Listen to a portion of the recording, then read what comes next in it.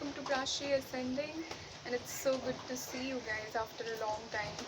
So yes, I was caught up in something and the storms and the weather and everything. So finally got some time today to go ahead with our bliss diaries.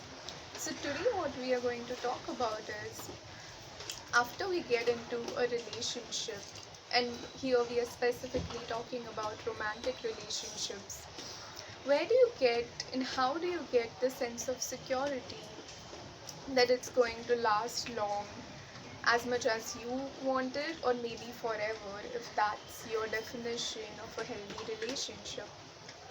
So, with the recent statistics and all of that, like many relationships end up in breakups or divorces.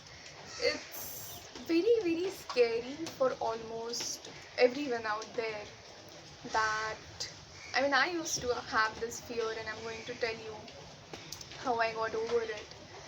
Is this whole idea of, will my relationship last long or will my relationship last forever? And in these cases, the thing that we are really challenged by is the perception of being abandoned and being cheated on. Now, let me give you an example here. There are many times in our lives where we abandon ourselves. So, what do I mean by abandoning ourselves?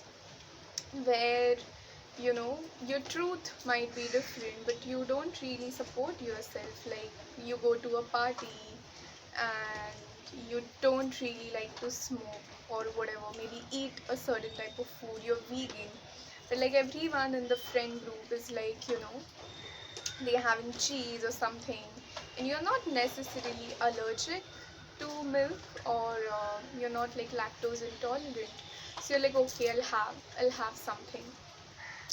That is the time in your life where you're abandoning yourself, where you're letting yourself down because of any reasons. It could be social pressure, it could be pretty much anything. Second is cheating. The same example pretty much we could use for cheating as well, where you make yourself a promise, like a promise, and it doesn't even have to be nice. Like, nowadays everyone is into self growth and all of that. So, not like I'll wake up early, but maybe that today I'll order food from outside, or I will indulge into self care routines or anything like that. And you don't do it. You don't do it for many, many days unless, like, it's really necessary. It could be grooming, or it could be just going for a walk, or just, doing something that will give you pleasure. These are the instances where you're cheating yourself. So, if you have been in these repeated patterns where you cheat yourself, where you abandon yourself, you're definitely going to have this fear that what if my partner leaves me, and what if like cheats on me and all of that. Now, let me tell you one thing, all of these things have been happening all over the centuries. It's not like a modern day dating problem that you're very insecure.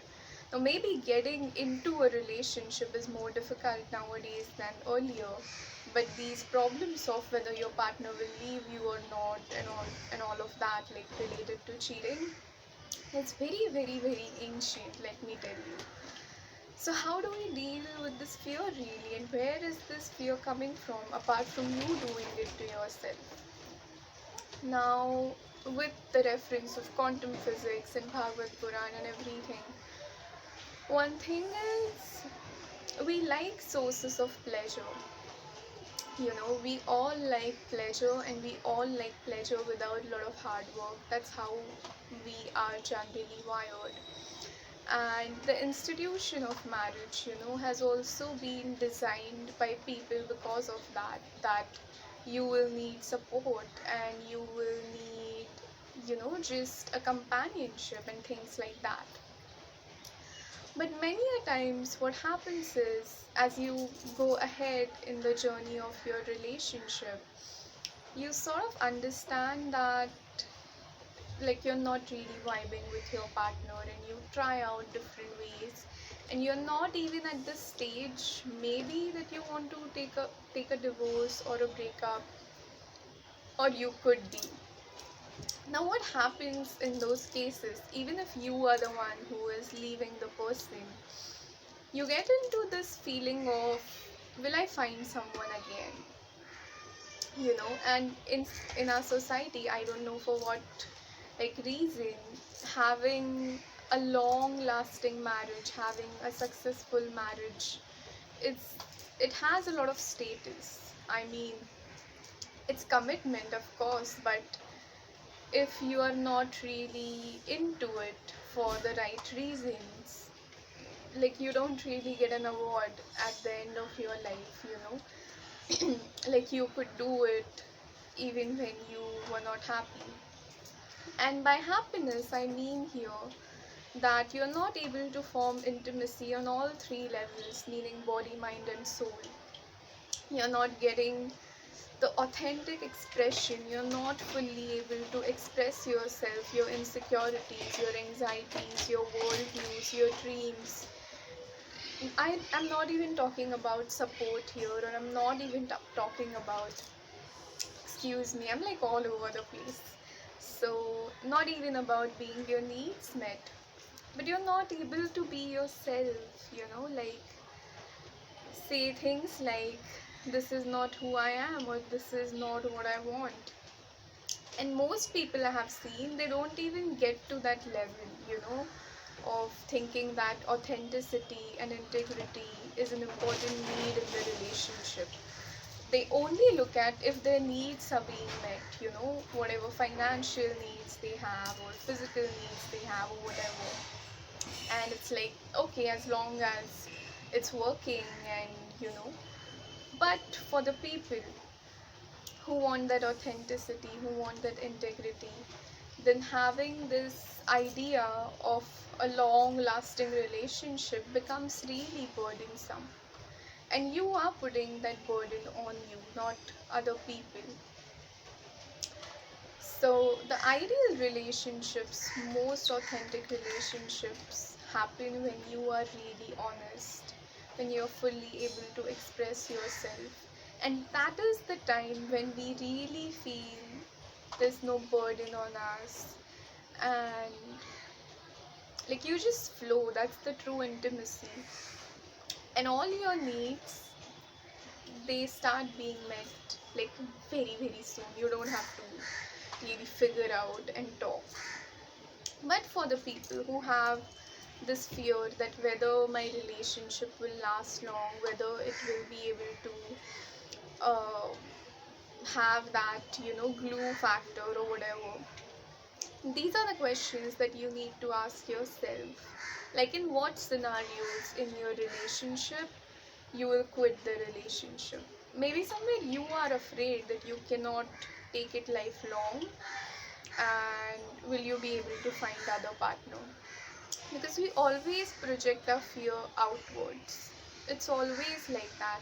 Whatever you're afraid of in your life, that I'll not either receive it, or either it will not be in my life lifelong, it's you, it's coming from you. It has got nothing to do with the world outside or people. So anytime you feel that, oh my god, I'm married or I'm in a relationship, but I don't know if my partner will be faithful to me, or will it last for 60 years, ask yourself, are you ready to be faithful, and faithful on the levels that you like? Because as I have mentioned, I really do not believe in the concept of cheating, because to me it looks like ownership. I mean, commitment is different, but you're not tied to something just for the sake of it. So yes, if you have this fear that your partner, will my partner leave me, will my partner cheat on me, ask these questions to yourself. And you might need to take days or months to figure it out. And maybe you will have these areas, that you will find that, oh, maybe if my partner does this, I'm not going to stay in the relationship. That is the thing that you need to communicate with your partner.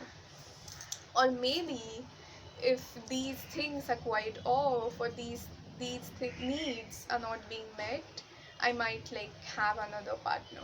These are the things that you need to communicate with your partner, as in when you get into a relationship. When you don't do it, the unconscious mind, not even the subconscious, is always going to throw you triggers like firecrackers, like what will happen, will this last, and all of that.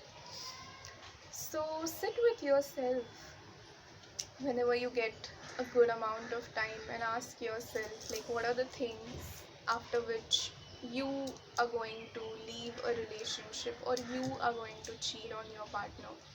And that's how you'll gain confidence in the longevity of the relationship, and it will also strengthen the sense of who you are. Because when you are really completely centered in yourself, what's going to happen is you're going to have a very clear communication with your partner. It's going to be inbuilt in you to ask the right questions and get the right answers. And that's how a good bond or chemistry is going to form in your relationship. So I hope you like this video about the longevity of the relationship. You can drop your comments as to if you have had experience something like this in your relationship, and just any of your experiences. So as always, Radhe Radhe, bye.